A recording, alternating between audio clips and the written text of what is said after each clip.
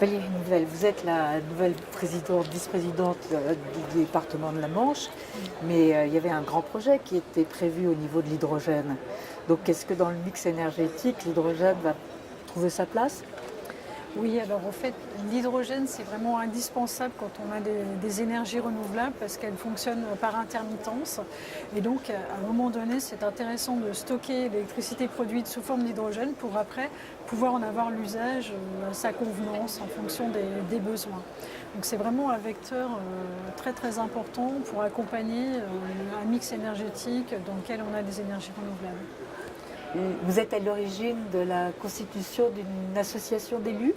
Oui, alors cette appétence pour l'hydrogène, elle existe dans la Manche depuis le tout début et puis petit à petit, donc de nombreux territoires français s'investissent dans l'hydrogène. Il y a eu donc en 2016 un appel à manifestation d'intérêt lancé par l'État sur la filière hydrogène. L'État s'attendait à voir sortir 5 projets, il y en a eu plus d'une centaine. Donc il y a en France vraiment des grands groupes, des PME qui s'intéressent à l'hydrogène, qui ont maintenant des solutions technologiques tout à fait matures, intéressantes. Et l'idée, ça a été de se dire ces entreprises, elles sont sur tout le territoire, certaines même sont sur plusieurs territoires à la fois. Et à nous aussi, élus collectivement, donc élus des territoires, que ce soit des communautés d'agglos, des départements, des régions, de savoir se regrouper, dialoguer ensemble pour finalement créer au niveau français une sorte de terreau fertile pour le développement de l'hydrogène. Vous avez réuni autour de vous 2 autres élus? Oui, alors nous sommes 3. Nous sommes très co-construction au sein de ce club des acteurs de l'hydrogène, des acteurs élus de l'hydrogène.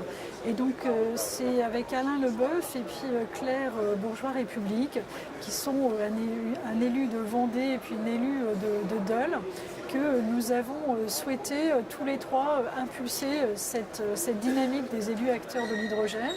Et le 17 octobre, donc au sein de l'AFIPAC, qui est l'association française pour la pile à combustible, nous avons lancé en fait ce club. Alors ce club, il est en appui du groupe de travail qui s'appelle Territoire au sein de l'AFIPAC et qui étudie la façon de développer justement sur un territoire des solutions hydrogènes.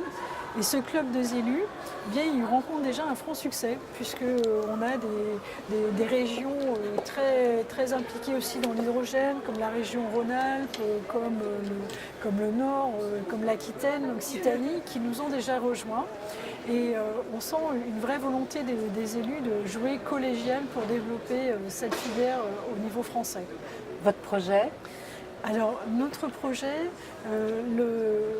le ministre Nicolas Hulot aime l'hydrogène, il l'a montré à plusieurs reprises et il souhaite que la demande de développement de la filière vienne vraiment des territoires. Il est en attente de cette volonté des territoires de structurer la filière. Donc nous, ce que nous allons faire, c'est déjà se concerter pour développer des solutions autour de la mobilité, donc que ce soit la mobilité hydrogène voiture, mais aussi bus, camion, vélo aussi. On aura des vélos hydrogène bientôt dans la Manche d'ici une quinzaine de jours. Et donc cette mobilité décarbonée, ça va être une façon de rendre l'hydrogène en fait familier à nos habitants dans leur usage de tous les jours.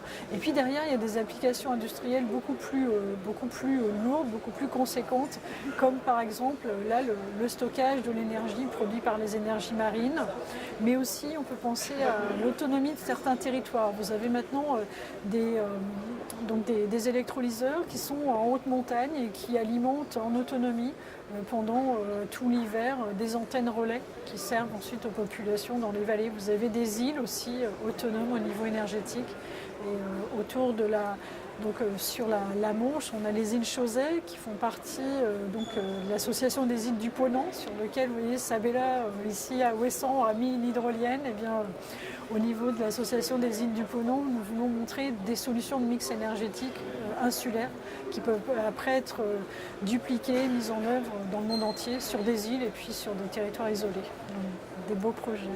Merci.